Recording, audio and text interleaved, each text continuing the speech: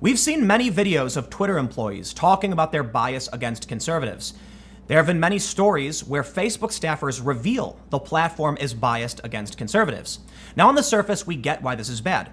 You're restricting access to public discourse for only one political faction, and that skews public discourse to the far left.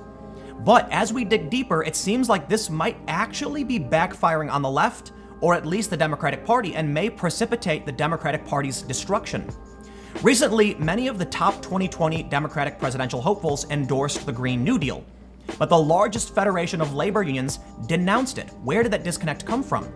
It seems like as the discourse shifts to the far left, many in media start repeating these lies, and Democratic politicians, thinking it's true, repeat it, and this ostracizes the Democratic base, which, according to news stories from the New York Times and CNN, are actually fairly moderate and working class. It would seem like the Democrats are being manipulated into moving away from their own base. Today, let's take a look at the latest stories from the New York Times and CNN, which may show us censorship is actually backfiring on the Democrats. But before we get started, make sure you follow us over on our new channel, youtube.com/subversevideos. The goal of this channel is to essentially expand the brand, produce straightforward news, on-the-ground reporting, and expert interviews to cut through the spin and the bias to the best of our abilities. Now, if you want to support this video, just share it on social media to help spread the news. The New York Times published very interesting data today. This story: the Democratic electorate on Twitter is not the Democratic electorate in real life. A detailed look at the voters with the numbers to decide the 2020 Democratic nominee. In their first visual, they show us on social media, this is how Democrats behave. We can see that there's a very large group of blue-colored people, and they're saying things like stack the court, end the Electoral College, impeach Trump, etc.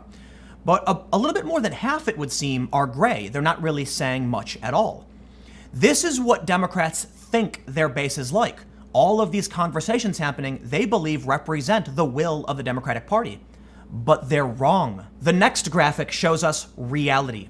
The Democratic electorate off social media, and progressive activists make up a tiny, tiny fraction of the entire group. Other Democrats who are more moderate or conservative make up the overwhelming majority of the base. This is going to present a problem for the Democrats as they chase after these blue votes. Think about it. Let's say the Democrats succeed in getting every one of these blue people to vote for them.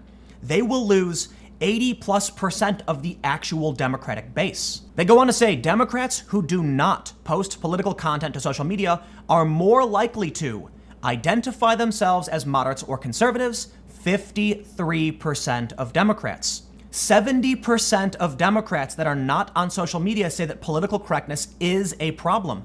But again, it skews on social media to only 48%. It would seem that the progressive wing of the Democratic Party is extremely active on social media, and this is convincing the Democratic Party that's who they need to chase after. But it's just not true. The New York Times shows us many more stats of other Democrats, how they're less likely to be white, less likely to be educated, and less likely to say they've become more liberal. There's a similar story over on CNN.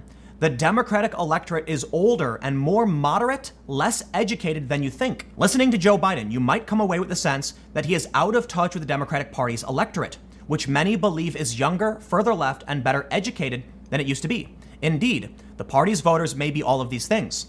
But as HuffPost's Kevin Robillard wrote, the former vice president seems to be making a bet that there are still plenty of older, more moderate, and less educated Democrats who can help him win the nomination. That might not be a bad bet. In one section, they say Democratic Party voters are more moderate than very liberal. Whether it be the exit polls, Gallup, or the Pew Research Center, there's no doubt Democrats are more liberal than they once were. In the exit polls, for example, the percentage of Democratic voters who identify as liberal rose by double digits between the Democratic midterm blowouts of 2006 and 2018. Still, moderates and conservatives make up about 50% of all Democrats. In the 2018 midterms, the exit polls found that moderates and conservatives made up about 54% of those who voted Democratic. Pew similarly put moderate and conservative Democrats as 54% of all self-identified Democrats and independents who leaned Democratic voters in 2018. Gallup's 2018 figures had moderates as 47% of all adults who self-identified as Democrats. And they go on to say, while those numbers may be true, according to a Quinnipiac poll, People who identified as very liberal were only 19% of all Democrats and independents who lean Democratic. But let's break out of the numbers and simplify this quite a bit. The progressive wing of the Democratic Party are few and far between, at least relative to the moderates and the conservatives. According to Hidden Tribes, the initial data we saw from the New York Times, it's about 8% of the US population that is progressive. But they dominate the conversation on Twitter and other social media. Because of this, we see the impact it has on journalism. This story the other day from the Daily Wire. Far-left activists, Democrats, media spread deceptively edited clip of Trump calling MS-13 gang members animals. Now, this is a specific story, but it exemplifies this phenomenon. In this story, we can see that far-left activists inaccurately spread this video where Trump was talking about MS-13, but claimed he was talking about asylum seekers. Kirsten Gillibrand then claimed that's the case. Pete Buttigieg also played into this narrative. David Hogg and Tom Perez, many people were acting as though this were true, even though the story is over a year old and was already hashed out. We then see CNN's Anna Navarro making this similar false claim, and we see MSNBC's Joy Reid making this false claim. People on social media are going to see those tweets, they're going to hear that story, and it's going to further radicalize them. However, back over at the New York Times data, we see something very interesting. In this section, it says, Democrats who do not post political content to social media sites are more likely to say they don't follow news much, 59% of other Democrats.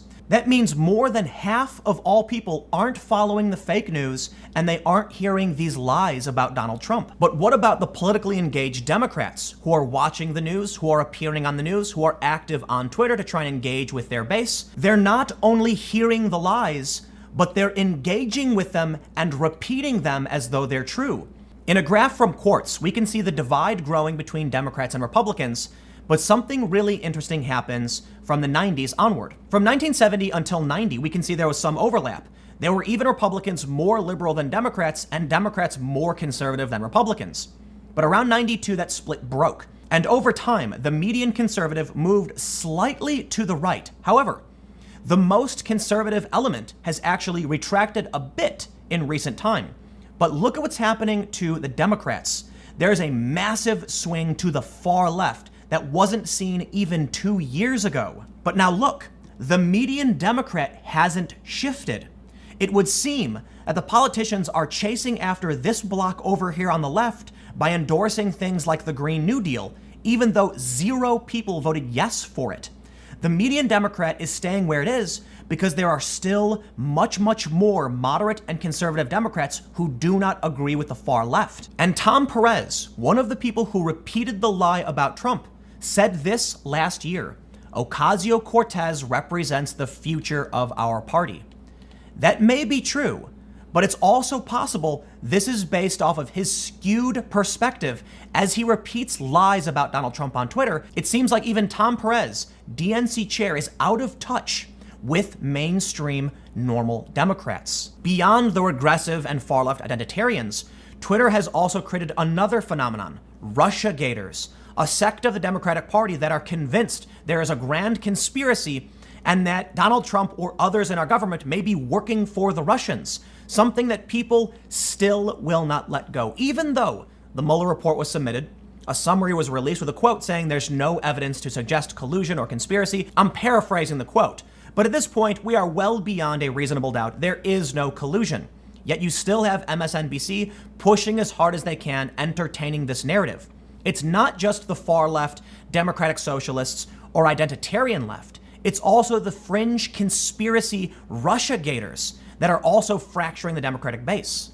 This point was brought up by John Favreau on Twitter. He said, read the whole piece. The outspoken group of Democratic-leaning voters on social media is outnumbered roughly 2-1 by the more moderate, more diverse, and less educated group of Democrats who typically don't post political content online. Twitter has deeply warped our sense of political reality.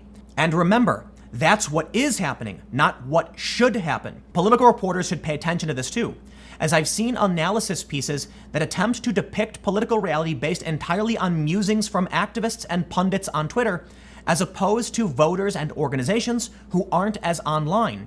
And yes, I do this too. Now let's jump back to this graphic and let me tie this back together.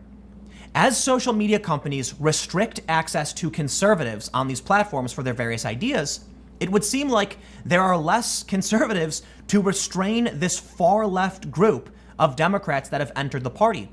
We can see lies repeated unchecked as bubbles form.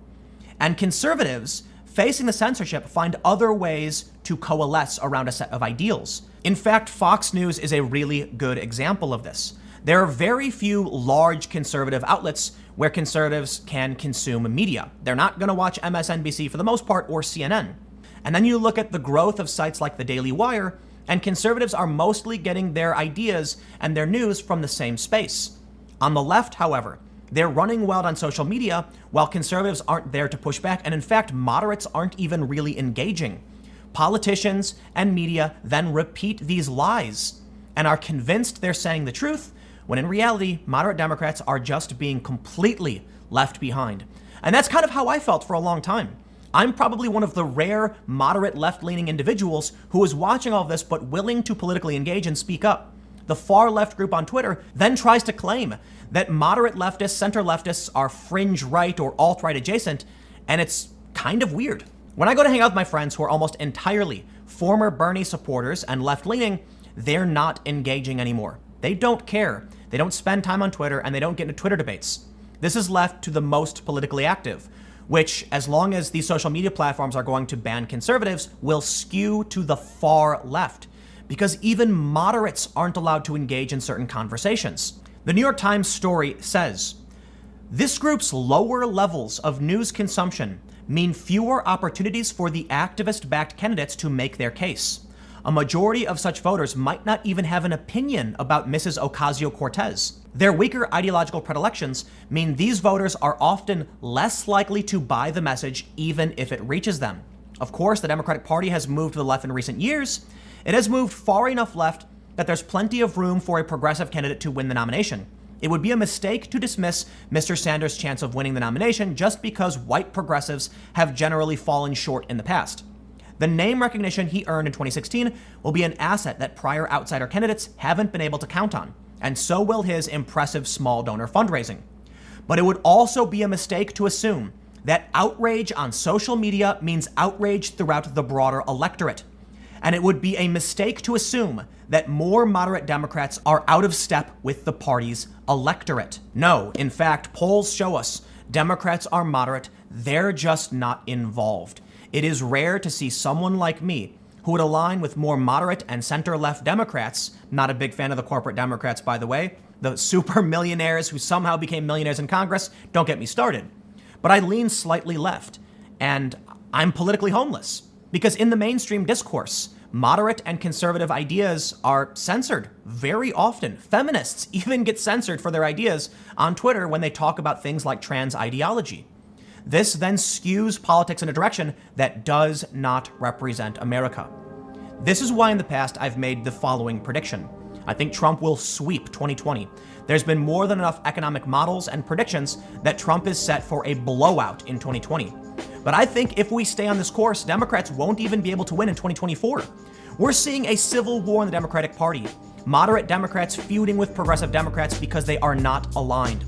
People like Ocasio-Cortez got elected through an exploit with only 16,000 votes in a district of over 750,000. This does not represent America. And so long as Democrats think it does, they're probably going to keep losing. But let me know what you think in the comments below. We'll keep the conversation going. You can follow me on Minds at Timcast. Stay tuned. New videos every day at 4 p.m. Eastern. And I'll have more videos for you on my second channel, youtube.com/TimcastNews, starting at 6 p.m. Eastern. Thanks for hanging out, and I'll see you all next time.